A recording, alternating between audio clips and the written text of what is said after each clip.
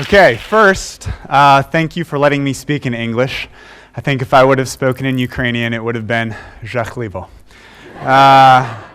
Secondly, I thought I was talking about running. What happened there? He was talking too much about running, but that's okay. So, you should all be running. I know some of you already have talked to me and said, you don't think of yourselves as athletic or runners. Some of you already run. Maybe you're already a champion runner. It doesn't matter to me. The fact is that you should be running. So, why should you be running? Well, it's very cheap. All you need is shoes, probably some other clothing also.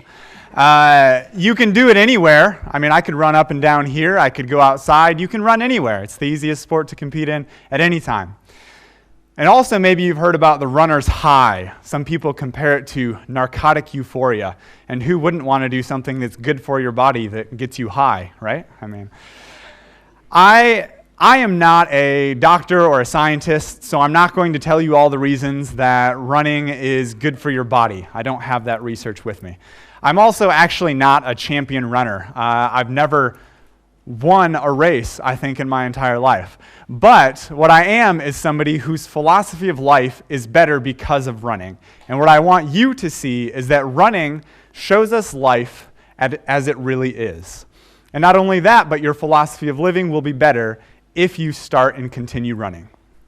So, I started running when I was about 14 years old. At that time, I was a baseball player. And like most people, I had certain assumptions about life. One of those assumptions was that people who run for fun are bozhevilny. They're crazy. Because I figure playing baseball, if I make a mistake, my coach makes me run. So if you like to run, you like punishment. That's the simple equation. Well, 15 years later, I'm not playing baseball anymore, but I'm still running most days of the week. So what happened? Well, I was wrong.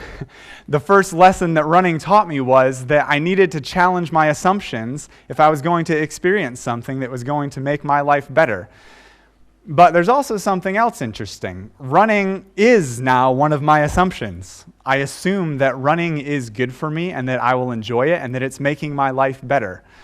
So, running has both taught me that we must challenge our assumptions, but that skepticism is not a good way of life indefinitely. There are certain assumptions worth having and worth living with throughout our entire lives. A few years after I challenged my assumption about running, I went off to the big and scary world of university, and I didn't do really well. Now, I did well as a student. I actually got almost all A's, perfect grades, and I did very well in all of my classes. But socially and personally, I didn't do very well at all. During my first year at university, I fell into a pretty dark and deep depression. And that depression lasted for most of my entire first year of university. I didn't want to eat. I looked forward to going to sleep at night, most during the day. I knew that when I woke up in the morning, I wasn't going to want to face whatever the next day was going to hold. It was difficult, overwhelming, and lonely. During the same time, I was actually taking a running class. And every time I went to class, I had to reach a certain goal for the day. And every class, I had to increase that goal to continue getting better. And while I was usually the last one finished, it was because I was setting such high goals for myself. Most of the other students in the class just thought of this as a joke class. But for me, every time I went to class, I was facing the difficulty of living during that time, the difficulty of even enjoying life, if that was possible. Marathon runners are very familiar with something that's called hitting the wall. Hitting the wall happens somewhere far into your run, and what happens is either your mind or your body just feels like it shuts off completely. You can try to train, you can try to eat certain things to make it stop happening, but when it happens, your mind may feel like you can't focus. You can't just look at the road and put one foot in front of the other. Your body may feel like it's just completely weak and you can't keep running. When it happens, you can try to drink Coca-Cola or eat candies or certain things to try to not make it happen or to try to get through it. But there's one thing that you have to do if you're going to finish the race. When you hit the wall, keep running. You can't stop at that point. If you stop when you hit the wall, it's done. You're finished for the rest of the race. I think anybody who talks to you about running, who has been running long enough, will tell you it's taught them one thing. The only way to real success is perseverance. You have to continue running day after day, and when you're in a race, even when it's difficult, you keep running. And so that's what I did during that time in my life too, when I hit my life wall, the depression. I continued running, I continued living, even though I felt like I didn't want to. And you know what? I found joy on the other side of that and realized that perseverance was something I needed in my life to make the most out of it. During that time of my life, I was mostly running alone. Well, soon after that, I started running with people, figuratively and literally. I made more friends and started enjoying life alongside of other people more often. And those people actually encouraged me to start running half marathons, which I did. And recently, I ran a half marathon in the local city of Ivano-Frankivsk. It was great, and I had the goal for myself to run the fastest half marathon I had ever run in my life. So I trained, and I was set on running the fastest time I had ever run. So race day came, got up to the starting line, the gun fires, and we all start running. And I'm feeling pretty good. I'm doing all right, running along. And then after a little bit, I kind of get that feeling like this is it. I'm going to do this. And so I just start running real fast, right? And I'm passing people left, right. Like I'm just going forward. I'm doing awesome. And I see one guy up ahead, and I'm like, all right, I need to catch him because he's running fast. So I pick it up. I run real fast, right? And I get right up next to him. And as soon as I'm starting to pass him, he looks over, and he starts running faster too. And so he was not going to let me pass him. So I thought, this is okay, I will run faster than him for longer. I can do that. So we run together. We're running together for about 1 kilometer. About 2 kilometers, 5 kilometers. I realize at about 8 or 9 kilometers, I don't think I'm going to beat him. I think we're probably going to finish together. So while I'm running, I start talking to him, Hey, what's your name? What's your girlfriend's name? Whatever.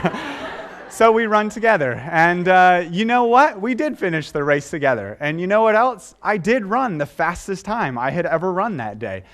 And as I was trying to beat him, we actually both pushed each other to run faster than we would have alone. It is possible to run alone. Plenty of people do it, right? You can succeed alone. But I would say that living and running are best done in real, honest community. When you're running with someone, often they're strong when you're having a weak day. They help you remember the goal when you've forgotten. They give you joy along the way to the finish line, right?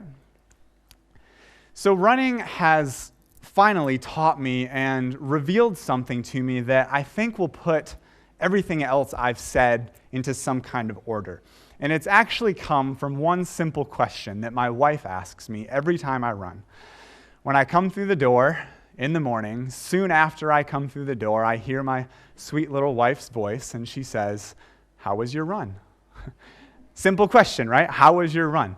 But I think at the point where I start answering that question is when I begin to do something that is uniquely human. I might answer something like this, it was a good run. In fact, I think I'm about ready for that race next month. Or sometimes I've said, it really wasn't so good. Why did you let me eat so much cake last night? Or, unfortunately, something I've said more than one time, a pack of dogs chased me and I thought I was going to get attacked.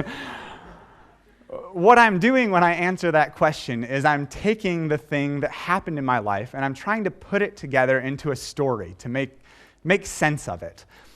And I think it's something we almost can't help but do as humans.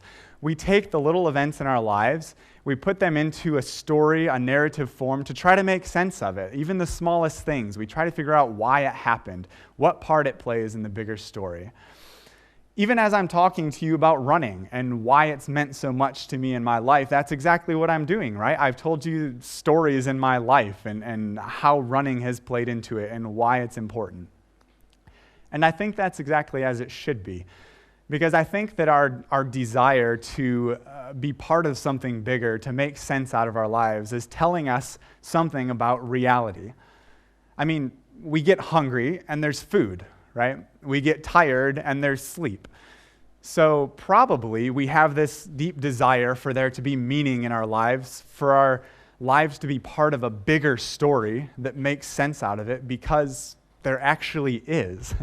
Because there is a single big story with a real beginning, a real end, that gives our lives meaning, and that every person at every time, in every place, is actually part of. So as you can see, I hope, running has helped me to see the world and to see my life more clearly. Running has made my philosophy of living better, and I think that I actually run better because I've taken my life and put it into my running. And so, my encouragement to you is go run. I think your life will be better because of it.